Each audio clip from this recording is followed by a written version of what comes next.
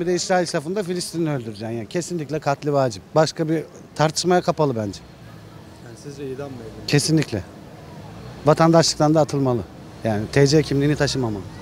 Burada vekillere ne düşüyor bu kanun tasarısı? Söylediklerimizi uygulamak başka bir şey değil. Ya bunu zaten onaylamayan vekil de vekillik yapmasın.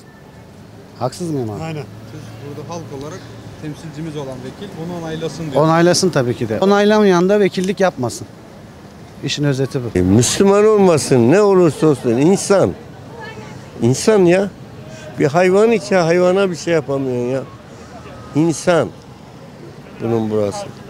Yazık, günahtır abi ya. Milletvekili buna direkten hemen kararı vermeleri. Yani meclise sunulmadan yapılması gereken yapılmalı. Vicdanı kabul ediyor mu? Bence kararı direkt vereceksin. Açığa çıkarılıp bütün mallarına el konulup hapse atılması lazım ve vatandaşlıktan da çıkarılması lazım. Yani biz Filistin insanlarının, daha doğrusu dünyadaki tüm ezilen insanların haklarını savunan bir ülke olmak istiyoruz. Biz sömürü yapan ya da ne bileyim emperyalist devletlerin desteklediği bir ülkeyi koruyan bir ülke değiliz. Tabii ki oy birliğiyle geçmesi lazım. Bu bir skandal ülke için yani. Oy birliğiyle, yani hangi düşüncede olurlarsa olsunlar birleşip bu yasayı çıkarmaları gerekiyor diye düşünüyorum. Yargılansınlar.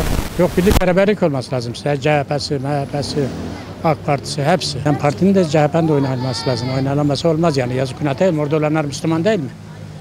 Büyük katliam var yani. Allah yardımcılar olsun yani. Biz yiyoruz, içiyoruz, geziyoruz ama bir şeyden haberimiz yok. Çoluk çocuk hep söylüyor. Allah hepsine rahmet etsin.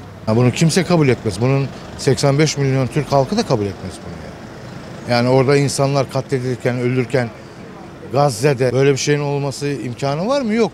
Bu şekilde hareket yapıyorlarsa bence vatandaşlıktan atılması gerektiğine inanıyorum. Gereken de milletvekilleri yapması lazım. Yani bu bana değil, bunu bütün halka da sorsan aynı şeyi söyleyecektir.